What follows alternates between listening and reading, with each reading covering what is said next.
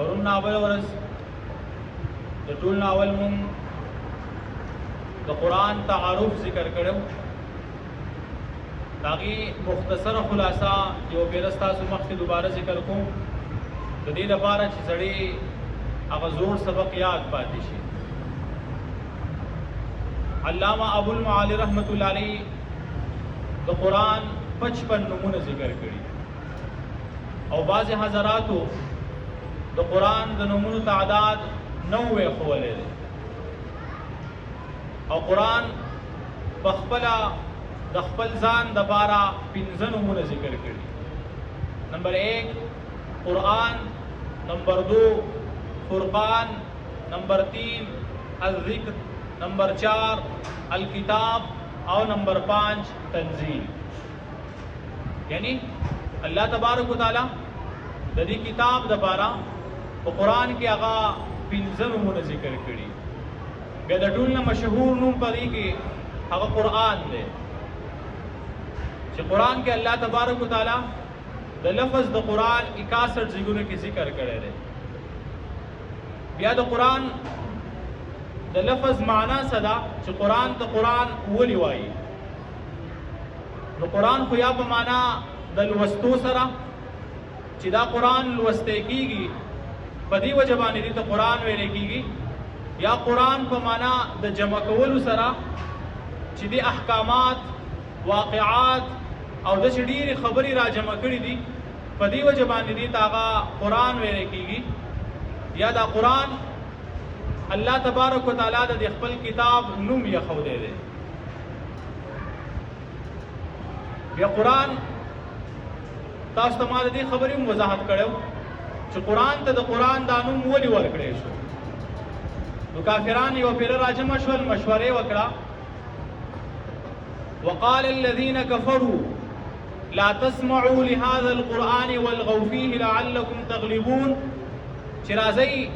کله هم دا قرآن بیانېږي مونږ به چغې وباسو، مونږ به شور کوو، مونږ به فضول خبرې کوو د دې لپاره چې دا قرآن وانه اورېدی شي. نو چې کله قرآن وانه اورېدی شي بیا به په قرآن باندې څوک عمل نه کوي، او چې کله قرآن نه اورېدی کېږي نو په دې قرآن سره به چاته هدایت نه نصیب کېږي. نو الله تبارک وتعالی د هغوی په رد کې قرآن ته نوم هغه د قرآن ورکړو. بیا د قرآن اصطلاحي تعریف یعنی په شریعت کې قرآن څه ته ویل کېږي. نو په شریعت کې د قرآن معنی دا راځي د الله پاک هغه کلام چې په نبی علیه السلام باندې د جبرئیل علیه السلام په ذریعه سره نازل شوی دی او په مصاحفو کې لیکل شوی دی. په هر زمانه کې یعنی د نبی علیه السلام د زمانې نه واخلئ تر نن زمانې پورې په هر زمانه کې د دې نقل کوونکي، د دې بیانونکي، د دې لوستونکي دومره زیات دي چې په دې باندې د شک هغه ګمان نه کیږي او د شک څه گنجائش په دې کې نشته. بیا الله تبارک وتعالی انسان ته د علم د ورکړې دپاره 3 ذرایع ورکړي دي. یعنی انسان په 3 ذرایعو سره علم حاصلوي. د ټول نه اول هغه کې حواس 5 دي. یعنی مثال په طور خلا، پوزه، سترګې، غوږونه، د انسان د لاسونه او خپې چې دې په ذریعه سره انسان هغه علم حاصلوي. خو د دې 5 اندامونو په ذریعه سره د هغې څیزونو علم حاصلیږي چې کم شی اورېدی کېږي، کم شی لیدی کېږي، کم شی بویولی کېږي، کم شی هغه محسوسولی کېږي. که چېرته د محسوساتو، مسموعاتو او مبصراتو نه علاوه نو بیا د هغې علم په دې 5 اندامونو سره نه حاصلیږي. نو په کوم ځای چې د انسان دا 5 اندامونه کار پرېږدي، یعنی په کوم ځای چې د انسان د دې 5 اندامونو علم ختم شي د هغې نه بعد عقل کار شروع کړي. بیا انسان د عقل په ذریعه سره علم حاصلوي. خو د عقل دایره هم داسې نه ده چې هغه لامحدود ده، بلکې د عقل دایره محدود ده. د یو ځای پورې عقل کار کوي، د هغې نه اخوا بیا عقل کار نه کوي. لکه که چېرته الله تبارک وتعالی قرآن نه وی نازل کړی او وحی نه راتلی او الله تبارک وتعالی انسانانو ته دا خبره حواله کړې وه چې زما مرضي معلومه کړي، نو یاد ساتئ هیڅ یو انسان به د الله پاک مرضي نه وه معلومه کړې، بلکې په دنیا کې په ځای د امن، په ځای د محبتونو هغه به فساد راغلی او اختلافات به راغلی. نو په کوم ځای چې د عقل کار ختم شي، د هغې ځای نه د وحي ضرورت بیا شروع شي. نو الله تبارک وتعالی د آدم علیه السلام نه راواخلی تر جناب محمد رسول الله صلی الله علیه وسلم پورې ټولو پیغمبرانو ته هغه وحي رالیږلی، او بیا د وحي دا ذریعه د علم دا د ټول نه بهترینه ذریعه د علم ده. په دې کې د خطا گنجایش نشته، په دې کې د غلطۍ هغه احتمال نشته. د وحي په ذریعه سره چې کوم علم ورکړی شي دغه علم کامل علم دی. په دې کې څوک هغه د شک یا په دې کې څوک د دروغ هغه ګمان نشي کولی چې دا خبره به خطا یا غلطه وي، ځکه دا د الله پاک د طرف نه کړی شوي، او په دې سره چې کوم علم ورکړی شي هغه علم کامل علم وي. بیا تاسو ته ما دا خبره هم ذکر کړې وه چې نبی علیه السلام مبارک ته په څو طریقو سره وحي کېده. نو په هغې کې مشهورې شپږ طریقې په مختلفو احادیثو کې ذکر دي. د ټول نه اولنۍ طریقه د وحي دا وه چې نبی علیه السلام مبارک ته به داسې د ټلۍ په شانتې یو آواز راتلو، یو مسلسل آواز به، او دا آواز به کله کله صحابو هم اورېدو، او دا کیفیت د وحي انتهایی سخت به. عایشه رضی الله تعالی عنها فرمایي چې په سخته یخنۍ کې به په نبی علیه السلام مبارک باندې خولې راغلې. که چېرته نبی علیه السلام مبارک به په سورلۍ باندې و، هغه سورلۍ به د ډېر تکلیف د وجې نه هغه کېناسته، ودرېدې به نه شوه. او دویمه د وحي طریقه دا وه چې جبریل علیه السلام به د یو انسان په شکل کې راغی، او په هغې کې نبی علیه السلام مبارک ته به یې وحي وکړه. او داسې بېشماره احادیث دي چې نبی علیه السلام پسې جبریل علیه السلام د یو انسان په شکل کې راغلی، او صحابو ته پته نه وه چې دا څوک راغی. بیا به نبی علیه السلام مبارک خبر ورکړو چې دا په جبریل علیه السلام راغلی. درېیمه وحي طریقه چې جبریل علیه السلام مبارک په خپل اصل شکل کې نبی علیه السلام ته راغلی او وحي کړې ده. څلورمه چې نبی علیه السلام مبارک په رښتینو خوبونه لیدل. او پنځمه چې نبی علیه السلام مبارک ته الله پاک سره هم کلامي کړې ده، او د الله پاک سره خبرې اترې کړي، لکه څنګه چې به کوه طور ته موسی علیه السلام د دې لپاره تلو چې د الله پاک سره خبرې وکړي. او شپږمه طریقه د وحي به دا وه چې د نبی علیه السلام مبارک په زړه کې به خبره واچولی شوه، او بیا به نبی علیه السلام مبارک هغه خبره بیان کړه. اوس نبی علیه السلام مبارک ته د وحي ابتدا څنګه شوې وه؟ حضرت عائشه صدیقه رضی الله تعالی عنها فرمایي چې نبی علیه السلام ته د وحي ابتدا د رښتینو خوبونو نه شوې وه، چې نبی علیه السلام مبارک به د شپې یو خوب ولیدو، هغه خوب به سبا ته رښتیا شو، چې کله به یې خوب ولیدو هغه خوب به رښتیا شو.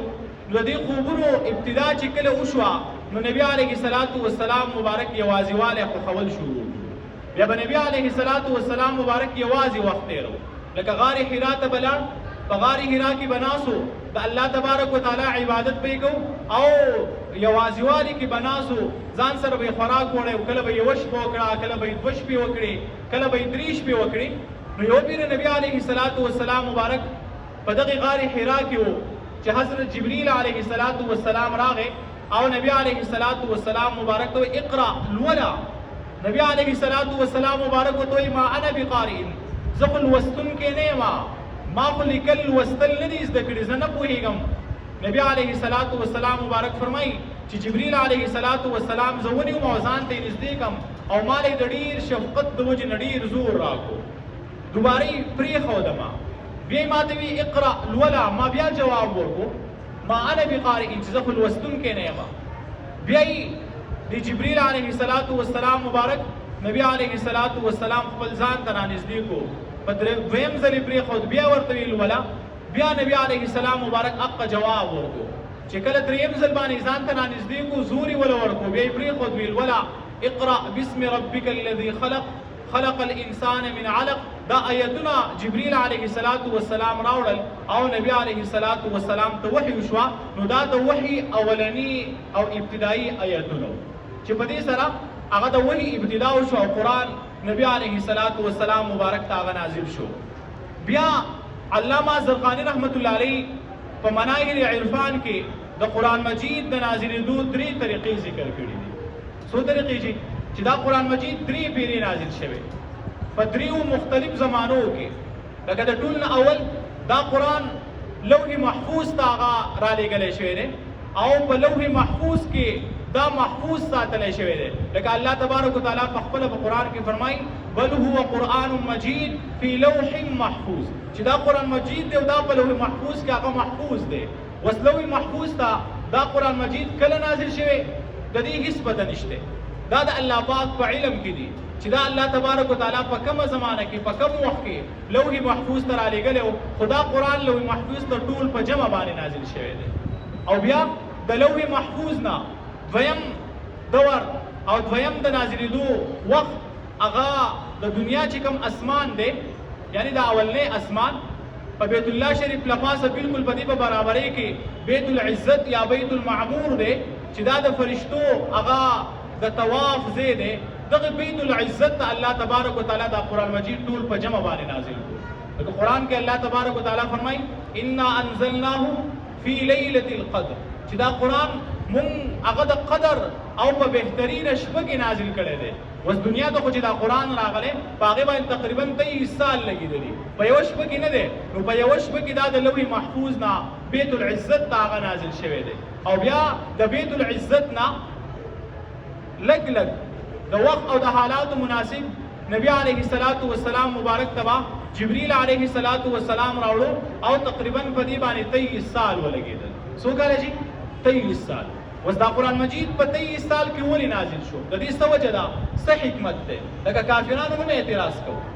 او اعتراض یې په دې وجه باندې کوو چې هغه مشرکان د ټول نه بهترین شاعرانو هغه به داسې شاعري کوله چې نور عام خلک د هغې شاعرۍ نه عاجز وو. که چېرته قصیده به یې راوړه یا چېرته مثال په طور څه اشعار به یې راوړل نو هغه قصیده او اشعار به هغو پوره ذکر کول. نبی علیه السلام مبارک ته یې ویل اعتراض په طور باندې چې دا قرآن په جمع باندې ولې نه نازلېږي؟ په کار خدا وه چې دا قرآن په جمع باندې نازل شوی چې موږ د دې نه خبر شوی چې په دې قرآن کې موږ ته څوک څه تعلیم راکول غواړي، څه درس راکول غواړي. نو د هغې جواب الله تبارک وتعالی په خپله په قرآن کې کړی چې دا قرآن موږ په تا باندې لږ لږ ځکه نازلو چې ستا زړه موږ مضبوط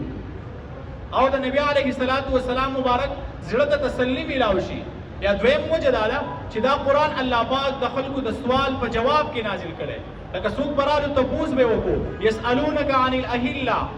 چې دا سپوږمۍ څه ده، یا څوک به رالو تپوس به وکړو یسألونک عن الروح چې دا روح څه شی دی. د هغې په جواب کې به الله تبارک وتعالی قرآن نازل کړو. یسألونک عن ذی القرنین چې دا ذوالقرنین څوک و، د هغې په جواب کې الله تبارک وتعالی قرآن نازل کړو. یا تپوس وکړی شو د حیض د مسلې په باره کې یسألونک عن المحیض چې دا حیض څه شی دی، د هغې په باره کې قرآن کې الله تبارک وتعالی د هغې جواب ذکر کړو. نو چې کله به چا تپوس وکړو سوال به وکړو د هغې جواب به الله تبارک وتعالی د قرآن په ذریعې سره راولېږو. او یا درېیمه وجه ده چې کافرانو به نبي علیه السلام مبارک ته ډېر تکلیف رسو او ډېر نبی علیه السلام مبارک ته وایي هغه به یې د نبي علیه السلام سره به یې ډېره دشمني کوله تر دې پورې چې د نبي علیه السلام مبارک ګریوان یې شلولې. د نبي علیه السلام مبارک لوڼو ته یې طلاق ورکړی. نبی علیه السلام مبارک په کاڼو باندې ویشتې. د نبی علیه السلام مبارک صحابه هغه په مکه مکرمه کې ډیر په تکلیف کې اچولیو. بلال رضی الله تعالی عنہ به وهو ټکو وي خپې ته به ولا پړې واچو ولا کان ته به حوالو کو پلارو کوسو کې به راخ کوو. خباب رضی الله تعالی عنہ به پس کروڑو باندې سملو. په دې خبرو به نبی علیه السلام مبارک ته ډیر تکلیف ملاوېدو. نو د هغې تکلیف ازاله به الله پاک داسې کوله چې الله به وحي راولېږله او د هغې وحي په ذریعې سره به د نبي علیه السلام مبارک زړه ته هغه تسلي میلاو شوه. نو په دې وجه باندې الله تبارک وتعالی قرآن لږ لږ نازل کړی. یا دا بله وجه دا هم کتابونه ذکر کړي چې نبي علیه السلام مبارک امي و، مکتب ته نه وتلی یعنی مدرسې ته نه وتلی چې لیکل او لوستل یې زده کړی وی. موسی علیه السلام له لیکل او لوستل ورتلل. په دې وجه باندې الله تبارک وتعالی موسی علیه السلام ته چې کوم کتاب ورکړو هغه کتاب الله تبارک وتعالی ټول په جمع نازل کړی. نبی علیه السلام مبارک امي و، لیکل لوستل ولا نه ورتلل. نو په دې وجه باندې الله پاک قرآن لږ لږ نازلو چې په نبی علیه السلام باندې ګران نشي. او یا دا چې دا قرآن الله پاک د خپل طرف نه نازل کړي او الله تبارک وتعالى حکیم ذات دی. نو قرآن خو الله تبارک وتعالى هغه د ژوند یو دستور را لېږلی، په دې کې الله تبارک وتعالى احکامات ذکر کړي. نو که ټول په ټول احکامات په جمع باندې راغلی وی نو خلکو ته به مشکل او په دغې احکاماتو باندې په جمع باندې عمل کول. نو په دې وجه د حکیم ذات د طرف نه حکمت هم دا چې احکامات په قلار قلار را لېږل او اصلاح د معاشري کوله او خلکو ته خپل محبت ورکو او خلکو ته هغه د ژوند د تېرولو اصول ښول. نو په دې وجه باندې الله تبارک وتعالى قرآن لږ لږ نازل کړی. اوس بله مسله ده چې آیا جبريل عليه السلام با دا وحی د الله پاک نه څنګه اغستا چې بیا به نبی عليه السلام مبارک ته راوړه. جبريل علیه السلام با دا وحی د الله پاک نه څنګه اغستا. نو پای کې هم کتابونو کې مختلفې طریقې ذکر شوي دي. یوه طریقه خدا ده چې جبريل عليه السلام مبارک ته الله پاک الهام وکړو، په زړه کې به ورته واچوله. بیا به جبريل عليه السلام راغی او نبی عليه السلام مبارک ته به وحی وکړه. دویمه طریقه دا ذکر کړې ده چې د جبريل علیه السلام په ژبه باندې بغیر اختیاري د قرآن الفاظ جاری شو. نو چې کله هغه الفاظ به جبريل علیه السلام ولوستل بیا به راغی نبی علیه السلام مبارک ته به هغه الفاظ د قرآن دا وښول. درېیمه ده چې دا قرآن مجید په لوح محفوظ کې نو په لوح محفوظ کې به د قرآن دا نقوش ولیکلی شول. جبريل علیه السلام به هغې ته وکتل، یاد به یې کړل او بیا به نبی علیه السلام مبارک ته راوړل. نبی علیه السلام مبارک به هغه یاد کړل او بیا به امت ته بیان کړل. خو د ټول نه غوره او صحیح طریقه هغه دا وه چې په دې باندې احادیث هم شته چې الله تبارک وتعالی به د جبريل علیه السلام سره هم کلامی شروع کړه. یعنی جبريل علیه السلام به د الله تبارک وتعالی آواز اوریدو او هغه اوریدو سره به جبريل علیه السلام وحی اغستا او بیا به دغه وحی نبی علیه السلام مبارک ته راوړه. خو اوس د دې کیفیت څنګه چې الله به څنګه خبرې کولې، جبريل السلام به د اواز څنګه اوریدو یا اواز وو زموږ د اوازونو په شان که څنګه، نو د هغې کیفیت مجهول دی. ځکه موږ د الله پاک سره مثال نشو پیش کولی چې زموږ په شانتې خبرې کولې او جبريل علیه السلام به اورېدي او بیا به نبی علیه السلام مبارک ته راوړي. خو دا خبره دغه ده چې حدیث مبارک کې هم راځي چې کله به الله تبارک وتعالی وحی کوله نو په اسمانونو کې به هغه زلزله راله، فرشتې به بېهوشه شوې د ډېرې یېرې د وجې نه. جبريل علیه السلام به د ټول نه اول په هوش کې راغی، سر به یې چوت کو. الله تبارک وتعالی به جبريل علیه السلام مبارک ته وحی وکړه. هغه وحی به جبريل علیه السلام بیا نبی علیه السلام مبارک ته راوړه او نبی علیه السلام به هغه وحی بیا امت ته بیان کړه. نو دا قرآن چې نازل شوی دی نو دا په 23 سال کې نازل شوی. په څونه کې جی 23 سال کې. بیا په دې کې مفسرین دا هم ذکر کوي چې 23 سال پوره نه دي لګېدلي، په هغې باندې 22 سال یعنی 20 کاله 15 میاشتې او 14 ورځې لګېدلي. خو مفسرین بس ټوټل 23 سال ذکر کوي چې دا قرآن مجید هغه په 23 سال کې نازل شوی دی. د ټول نه اولنی وحي هغه اقرأ بسم ربک الذي خلق او د ټول نه اخرنی وحي په دې سورې بقره کې آیت نمبر 281 واتقوا یوما ترجعون فيه الى الله، دغه آیت د ټول نه اخر نازل شو. په دې سره بیا د وحي اختتام وشو. نو نبی علیه السلام مبارک تبا په دې طریقې سره هغه وحي کېده. وس آیا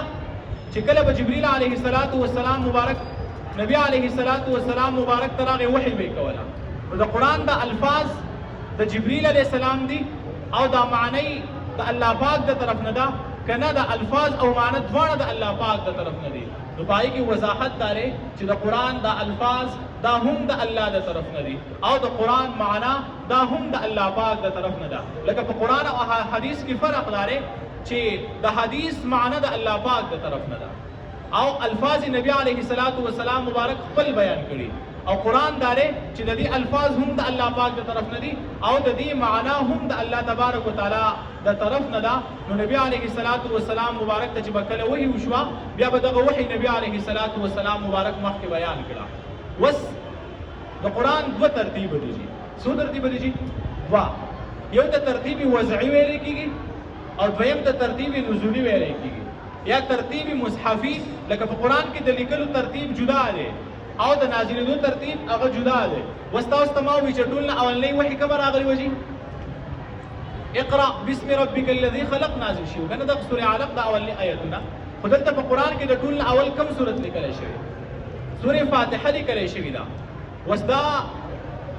قران کې چې دا کم ترتیب دی یعنی زموږ مخکې چې دا کم قران مجیدونه پراته دي په دې کې چې دا کم ترتیب دی نو دې ته ترتیب قرآنی ویل کېږي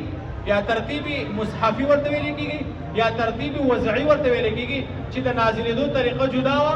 او د جمع کولو او د لیکلو طریقه جدا وا چې جبرئیل علیه السلام بکلا نبی علیه السلام مبارک ته وحی وکړه نو دا به هم بیانول چې دا آیت د پلان کې صورت کې په پلان کې ځای کې ولګوي دا د هغه صورت حصہ ده او د پلان کې آیت نو وروسته دا آیت هغه تاسو ولیکئ نو نبی علیه السلام مبارک با خپل صحابه چې کم کاتبین دي وحی هغه به د نبی علیه السلام سره ناسو نبی علیه السلام به آیت وی صحابه به هغه آیت ولیکو او بیا به نبی علیه السلام مبارک زه مخو چې دا آیت تاسو په کم ځای کې ولیکئ نو د نازلېدو چې کم ترتیب دی نو هغې ته ترتیب نزولي ویلی کېږي څه ورته ویلی کېږي جی ترتیب نزولی او دې ترتیب نزولی کې کله الله تبارک وتعالى یو صورت پوره په جمع هم نازل کړي او کله کله د یو صورت یو حصہ هم نازل شوی یا د یو آیت یو حصہ هم نازل شوی کله سلور آیاتونه نازل شوی کله 15 آیاتونه نازل شوی کله لس آیاتونه نازل شوی چې موقبه د څومره آیاتونو د نزول ونو الله تبارک وتعالى با جبرئیل علیه السلام ته وحی وکړه او جبرئیل علیه السلام براغه نبی علیه السلام مبارک ته وی هغه بیا وحی وکړه نو قران کې دا خبره په ذهن کې کېدوي چې دا کم ترتیب دی نو دا ترتیب نزولی سره نه لیکل شي قرآن بلکې په ترتیب قرآنی سره یا په ترتیب مصحفي سره یا په ترتیب وضعي سره لیکل شوی چې د ټول اول اوږده سورتونه لیکل شوي دي هغه سورتونه چې په هغې کې آیتونه د 200 نه زیات دي بیا ورپسې هغه سورتونه لیکل شوي دي چې په هغې کې آیتونه د 200 نه کم دي بیا ورپسې هغه سورتونه لیکل شوي دي چې په کومه کې آیتونه هغه د 100 نه کم دي بیا داسې په ترتیب سره واړه واړه سورتونه نور لیکل شوي دي نو دا د قرآن مجید هغه ترتیب دغه شو په قرآن مجید کې هغه 114 سورتونه دي څو سورتونه دي چې 114 سورتونه دي بیا د ټول نه اول سورې فاتحه لیکل شوي ده کوم سورت لیکل شوی دي سورې فاتحه لیکل شي وس دا سورې فاتحه یو مختصر سورت ده خدا د ټول قرآن خلاصه ده په دې وجه باندې د قرآن په ابتدا کې لیکل شوی چې وسړی دا سورې فاتحه ولولي د اندازه وشي چې په دې قرآن کې الله تبارک وتعالى کومې خبرې ذکر کوي لکه تاسو ته ما ویلي چې د قرآن خلاصه څو خبرې دي چې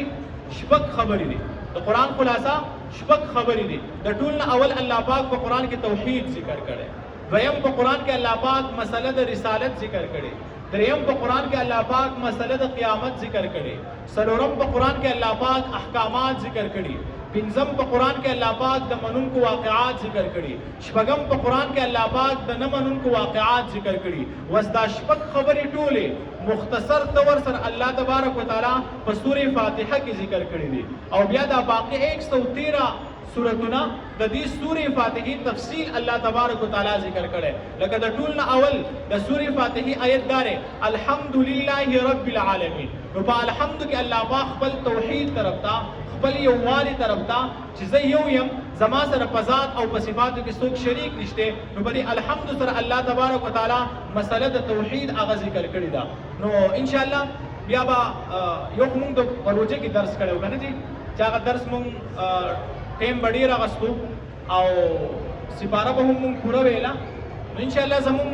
دا درس چې دا به داسې ډیر نه وي په دې به موږ ډیر وخت نه الو او بل دا چې سبق به هم ډیر نه وایو دومره به وایو چې تاسو ته یاد پاتې کېږي ځکه زموږ د درس مقصد دا دی چې په دې ټول کلي کې د قرآن دا تعلیمات عام شي او دا د قرآن تعلیمات به اله عام کېږي چې زه یې ووایم او تاسو یاد کړئ او بیا د یادولو نه بعد دا په کور کې بیان کو یا مثال په تور دکان ته زو په دکان کې بیان کو یا چېرته حجرې ته زو په حجره کې بیان کو یا چېرته بیټک ته زو په بیټک کې بیان کو یا د ملګرو خواله زو د هغوی سره بیان کو د دې لپاره چې د قرآن عظمت زموږ پړه کې پیدا شي د قرآن محبت زموږ پړه کې پیدا شي د قرآن سره هغه مینه زموږ پیدا شي یقین وکئ نن د قرآن سره ډېر زیات ظلم مسلمانانو شروع کړی دا قرآن په مخ د ځمکه د ټولو نه عظیم ترین کتاب الله پاک نازل کړی خدا قرآن په مخ د ځمکه اوس په دې زمانه کې د ټولو نه مظلوم ترین کتاب دی ځکه چې مسلمانان د قرآن نه ناخبره چې په دې قرآن کې الله پاک موږ ته څه ویل غواړي دا قرآن الله پاک د څه دپاره نازل کړی زموږ هغه مشران چې هغو په اسلام باندې شپېته کاله تېر کړي مثال په طور هغوی 40 کاله مونځ کړی 50 کاله یې مونځ کړی زموږ د قرآن د تعلیماتو نه دومره لرېوالی دی که چېرته زموږ د مشرانو کې د چا نه تپوس شي چېرې دا 15 ټیمه موږ مونځ کوو په دې مانځه کې موږ د الله سره څه لوز کوو موږ د الله پاک سره څه وعده کوو موږ الله پاک سره د څه خبرې اقرار کوو او وایي یاره پته نشته ما خو دغه الفاظ یاد کړي نور ما ته پته نشته نو زموږ د دې درس مقصد دا دی چې زموږ په دې ټول کلي کې د قرآن تعلیمات دومره عام شي چې کوراکور زموږ په دې کورونو کې هغه د قرآن تعلیمات شروع شي مشران خپل کشران ماسوتن د ځان سره کېنئ هغوی ته قرآن ښیي ځکه په داسې موارید د ټولو نه اول د مور پلار ده چې قرآن خپل بچو ته وښیي خو مور پلار خپله ذمهواري صرف دا ګڼلې ده چې مثال په طور زه به بچي له پلار وایي زما ذمهواري دا ده پیسې به ګټم جامې به وله اخلم پیزار به وله اخلم د خوراک به انتظام کوم د کور به انتظام کوم د ډاکټر او د دې به انتظام کوم بس د قرآن د فکر او د قرآن د تعلیماتو عام کول پلار خپله ذمهواري نه ده ګڼې